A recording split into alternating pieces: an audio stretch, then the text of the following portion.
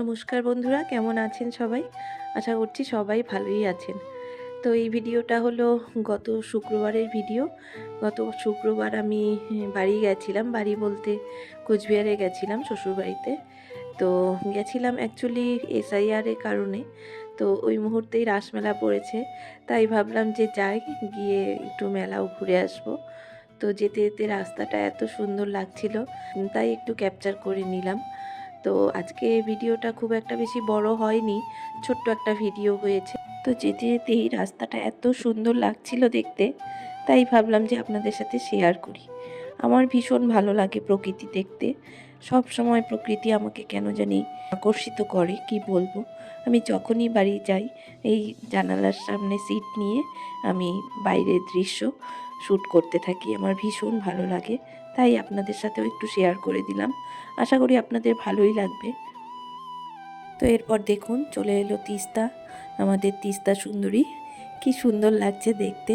এখন নদীতে কোথাও জল আছে, কোথাও জ্বর, মানে ব্রিজটা এত সুন্দর লাগছে দেখতে, খুব ভালো লাগছে। তো সেই কারণে ভাবলাম এটাও আপনাদের সাথে শেয়ার করি।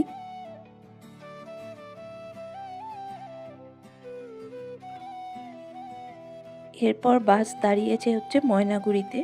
তো যেখানে দাঁড়িয়েছে ঠিক আমার জানালার মুখোমুখি এই মায়ের মন্দিরটা ছিল। তো দেখে এত সুন্দর লাগলো। ভিডিওটা ঠিকঠাক করতে পারিনি, কিন্তু তাও আমি চেষ্টা করলাম আপনাদের সাথে শেয়ার করার। ভিডিওটা ভালোভাবে দেখলে বুঝতে পারবেন। মায়ের চোখ দুটো দেখুন, কি মায়াবী লাগছে, কত সুন্দর লাগছে দেখতে। এরপর দেখুন, কথা বলতে বলতে এত সুন্দর দৃশ্য চোখে পড়বে আমি কখনো ভাবতে পারিনি। এর আগে আমার চোখে এরকম দৃশ্য কখনো পড়েনি যে আমি বাসে যাচ্ছি আর বাসের সাথে সাথে ট্রেন যাচ্ছে। ঠিক সেই গল্পের মতো অপু যেরকম রেলগাড়ি দেখার জন্য মাঠের মধ্যে ছুটে বেড়াতো, ঠিক সেরকমই।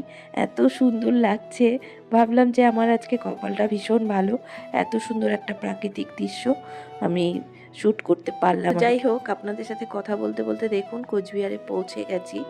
এটা হচ্ছে কোচবিহার স্ট্যান্ড। এর আগেও এই স্ট্যান্ডের ভিডিও আপনাদের সাথে শেয়ার করেছি। তো এরপরে টোটো করে আমরা বাড়ি চলে এসেছি। আর আমাদের বাড়ির পরিবেশটা দেখুন, এত সুন্দর, পুরো একদম গ্রাম্য, শান্ত স্নিগ্ধ পরিবেশ। এই ভিডিওতে আজকে বেশি কিছু আমি আপনাদের সাথে শেয়ার করতে পারলাম না। তো বাড়িতে আসার পর স্নান টান সেরে তারপর রান্না বসিয়েছি। আজকে আমার দেওর বলেছে যে আমার হাতে মাটন খাবে, সেই কারণে আমি মাটনটা বসিয়েছি। শরীরটাও আমার খুব একটা বেশি ভালো না। তো যাই হোক, আজকের ভিডিওটা এই অবধি। চলুন দেখা হবে আবার নেক্সট ভিডিওতে। আজকের জন্য রাখছি, টাটা।